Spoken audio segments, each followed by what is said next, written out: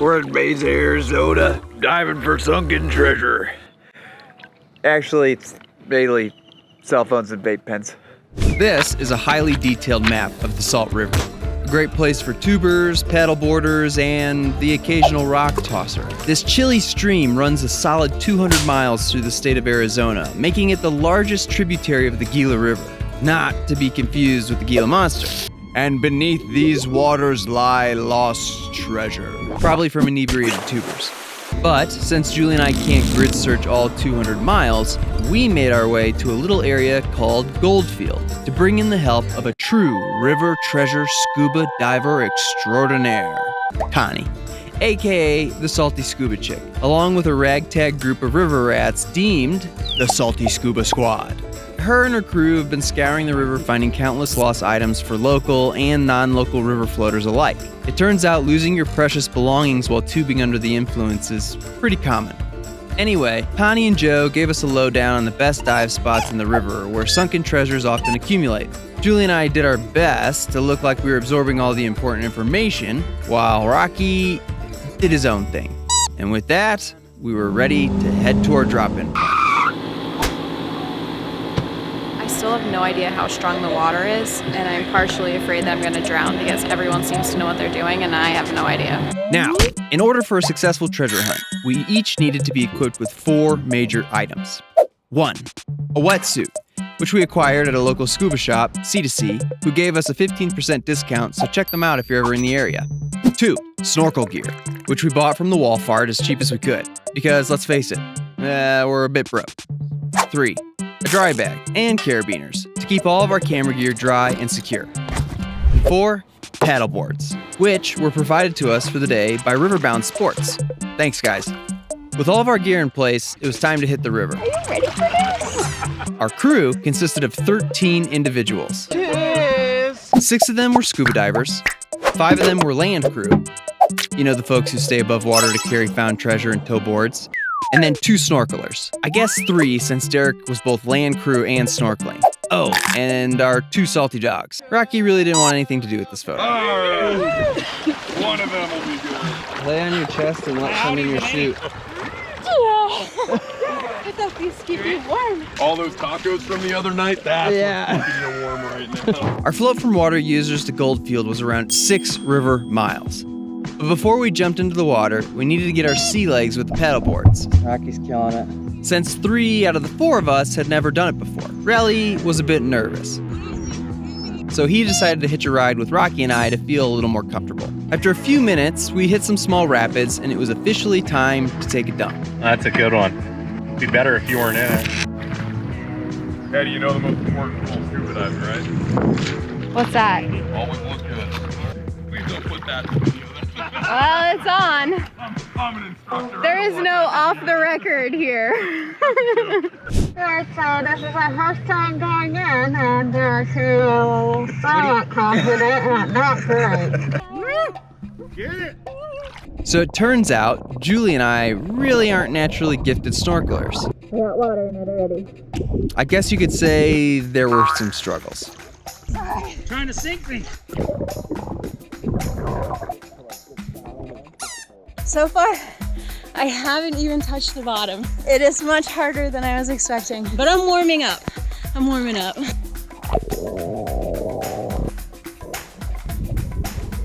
Eventually she started to get the hang of it.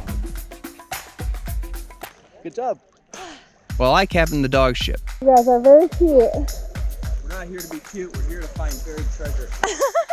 Meanwhile, the scuba crew, who were just snorkeling, began finding all sorts of goodies. Oh, and Julie found a vape pen. Vape pen, our first find. That's all fishy. Nice. Yeah, how'd it go so far? Score 4. 4. That's crazy. They're all in these little watertight.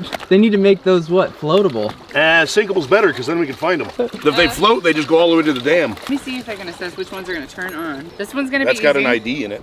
That's got an ID in it. That one's rough. Oh. It's a Samsung. That one's no good. Yeah, that one might not come back to life. Well, This one has a squish sound. That one probably won't come back. They're both. Is that the squish test? Yeah. Yeah. You can tell how much water's inside of And them, you how can much see you can like how squeeze it's out kind of them. of like Whoever sealed that, they're just here doing it. lifted off there. That one's not coming back. Oh yeah. How'd you do? Cold. Cold? Yeah, I'm shivery. What'd you I get? did okay.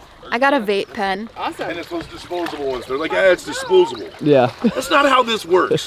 Didn't Kurt find two also, right? Yeah. Oh, that's it. Whoa! I got me a new hat. Stylish now. Yeah, this one will work. This one's totally tight in there. Go right ahead. So far, Someone have a trash bag. 1, 2, 3, we have 4, this, 5, 6 phones that'll work. top of my gray cooler right here. Yeah. All I found was a vape pen. I got an umbrella. Mary Poppins Okay. style. Have a pump. I'm gonna lead the crew down, and I'm gonna put Kurt and Joe at the back so they can sweep anybody that has issues, if there's issues. Strap your stuff down for your life, because you can lose it on this part of the river, if anything.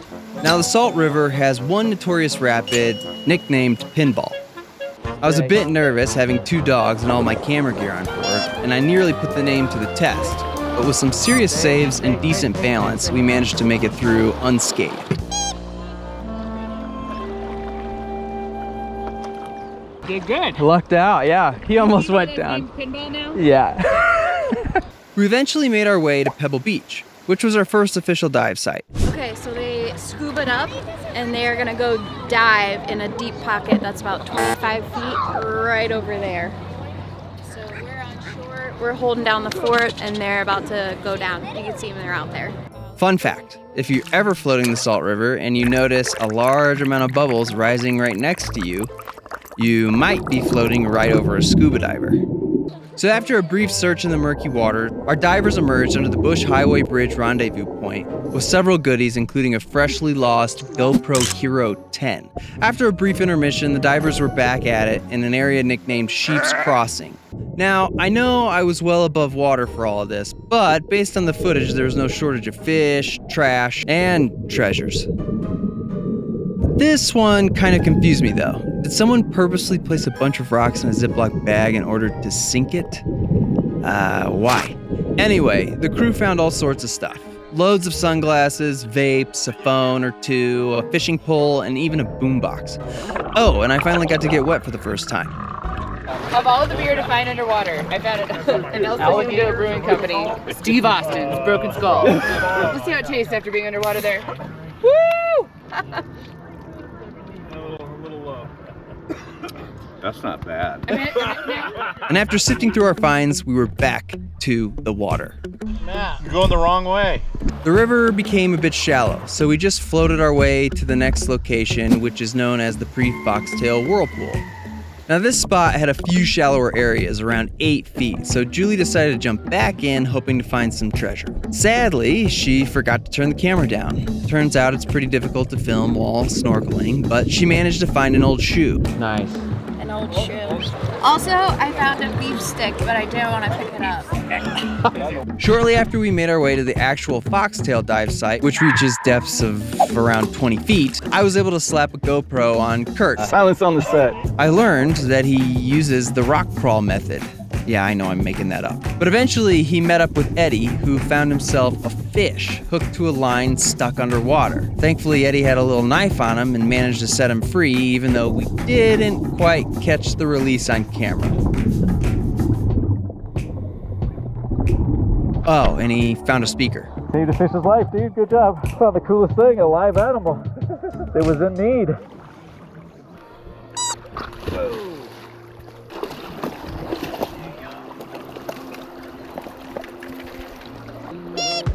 At this point, we were reaching the end of our float, so we all reconvened in an area called the Mud Cliffs. By this time of day, the young drunks and old were in full effect, and I was ready to jump in. All right, I'm finally gonna get in the water. Now, even though Rocky was concerned with my safety and wouldn't stop jumping off paddleboards in search of me, I managed to find a few items of my own. There was nothing amazing, but it did give me a little taste for the hunt.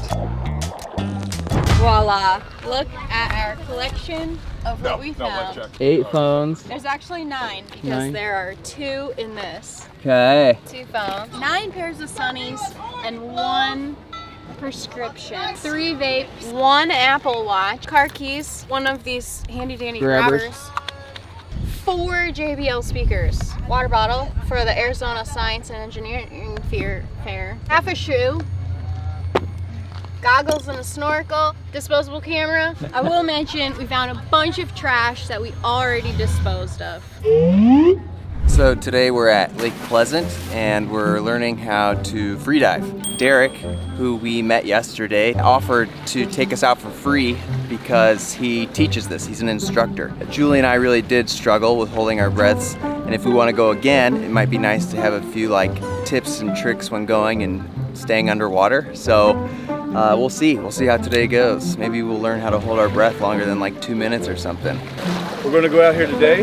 These guys are new. This is Ben, by the way, and his girlfriend. They're going to take the class, watch y'all, and make stars doing something. Derek started off by asking me to float just offshore and hold my breath for as long as I could, just to get a baseline of my ability.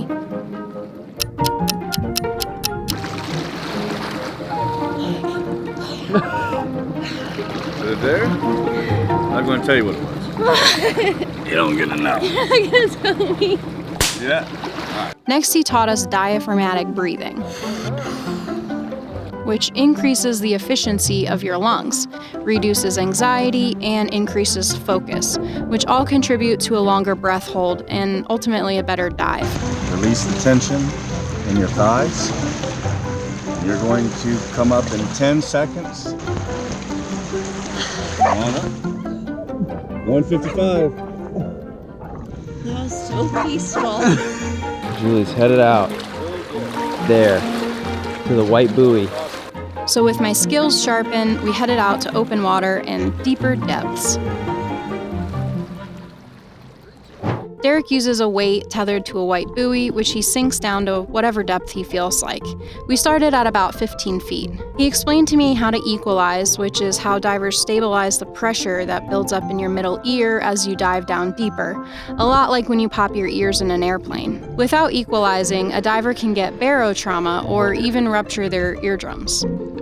The first 15 feet was pretty much a breeze, so we edged out to even deeper water. They've moved farther out.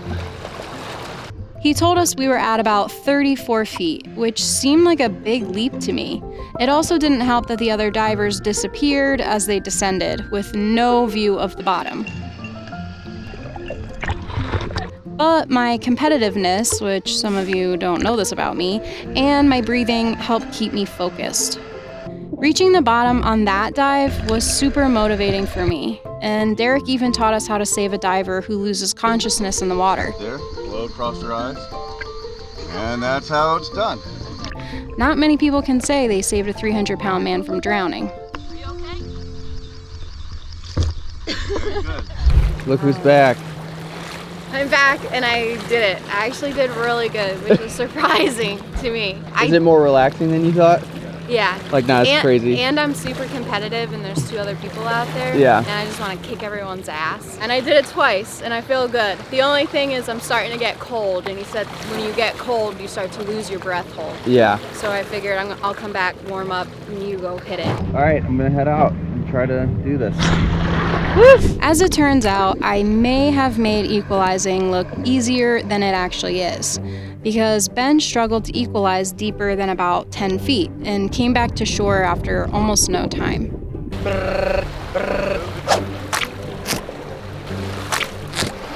It goes like boop boop as I'm doing this. A little, yeah. Derek explained that like any other muscle, equalizing takes some practice, and it can be more difficult for some people than it is for others. Copy. But with a little perseverance, I feel like an idiot. And some practice, They squeezed my nose 50 times. Ben went out to dive Okay, see ya. and successfully touched the second plate.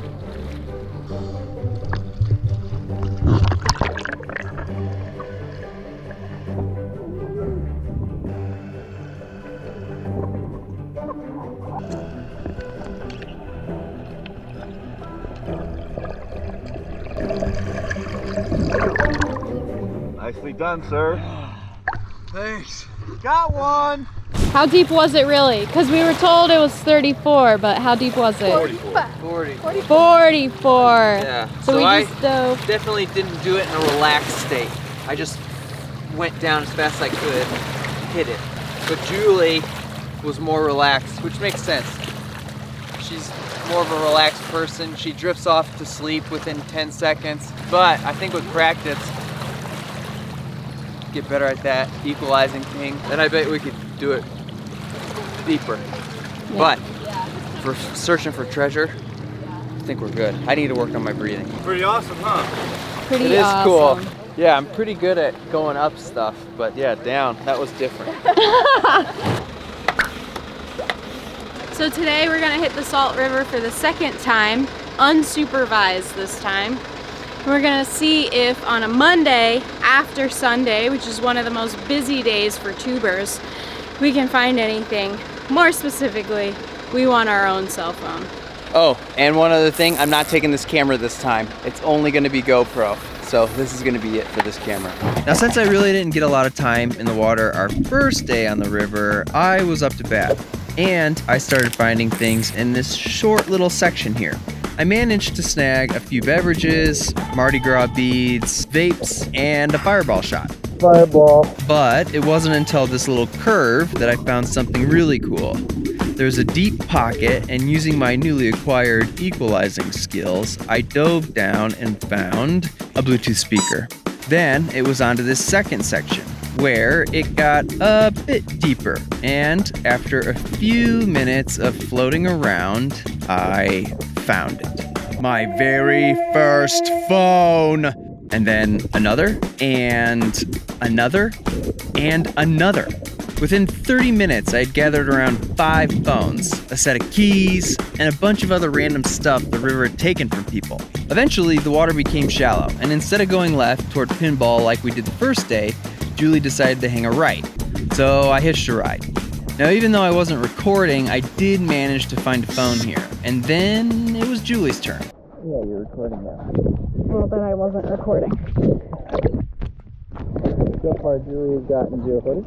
Now, Julie dropped in around Pebble Beach. Again, she seems to have forgotten to angle the camera down, but she managed to gather several cans from the water before having to get back up on the paddleboard at the bridge, which is when it happened. We became examples of what we were diving for. No, no, no.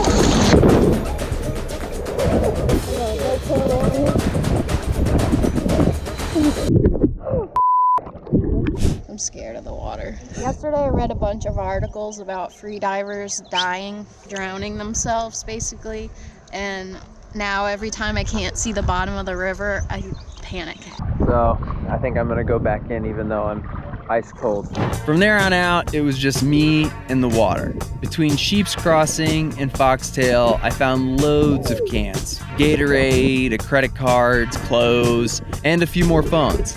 Honestly, there were so many things, we didn't have enough space in our bag to fit it all. The final stretch went by pretty quick. It felt like the current was a bit faster, so I was just grabbing what I could. And before I knew it, we were at the pullout spot, and we had 2 bagfuls of treasure. So we had ourselves a nice little haul here. That's 10 phones, as you can see. 12 vape pens. Yeah. Leave your vape pens at home. Yeah, you don't. Why? Why do you need it? Or put a lanyard on it and like tie it to your Something. neck. That's batteries that are corroding in the water. Yeah. Sunglasses. Yeah. And Lots goggles. Yeah, goggles. 1 shoe. 1 glove. 1 glove. Another. 2 speakers. I think that is the center of a speaker. Yeah. There's another little Yui boom. Yui boom. We got Gatorade. plenty of sports drinks. Somebody's keys. They're a Planet Fitness member. Trash. Trash. Knife. A knife. That we can't put away. And clothes. Clothes. 2 shirts, a dress thing, a sleeve, and a jacket. The amount of trash, like this is just like nothing. Yeah. You know? Towels, sheets. Like those are so heavy we couldn't even bring them with us. But the cans, I mean the amount of cans out there. Yeah. It's just unreal, and I'm sure there's plenty of phones and electronics that we miss. But yeah, look at that. We had a better take this time with Diver Ben. As a reward, we got some pizza from the wrong pizza place. But to wash it down, we have our river Gatorades. It's got some river scum on it. There we go. Overall, our 2 days on the river were a pretty big success. We found a total of 19 phones, many of which actually dried out, charged up, and are currently being returned to their owners.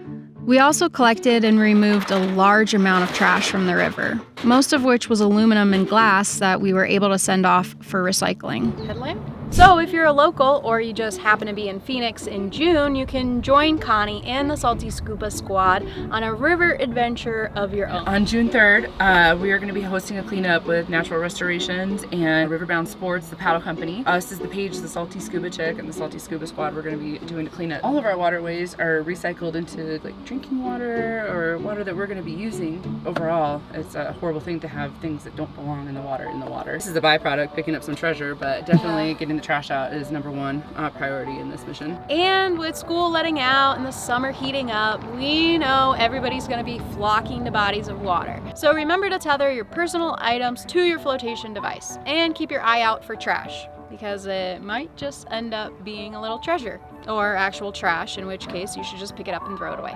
Now we have a lot of people to thank for making this video happen. First, we want to just thank Connie and the whole Scuba Squad for allowing us to come out on a little adventure of theirs. Then a big thanks to Derek over at Kracken Mare Freediving for taking us out and encouraging us to push our limits. Thank you to Riverbound Sports for donating the use of your paddle boards, and C2C for giving us a discount on our wetsuits. And a special thanks to Phil, Lucas, Ted, Christine, Allison, and Yazdi. Your generous donations purchased our snorkel gear, dry bag, mesh bag, Relly's life jacket, along with renting our wetsuits and paddle boards for our second trip out on the river. And a final thank you, of course, to all of our patrons who help us make this content for your consumption. Now, grab yourself a snorkel, and we'll see you out there. C2C. See you. It seems like you have like an addiction to putting the tripod away. I just know how to do it. I know how to do it. You just open the little hatch, shove it inside, close the hatch. That's it. It's that simple. Sometimes you do a little twisty and a little pushy, or just let gravity assist you. Yeah, you did it. Yeah, see? This is where the hiccup comes in. Dun, dun, dun, dun, dun, dun. Oh, and it still fits good. Yeah, and then you just kind of force it if it doesn't work. Who got brushed today? We did. We got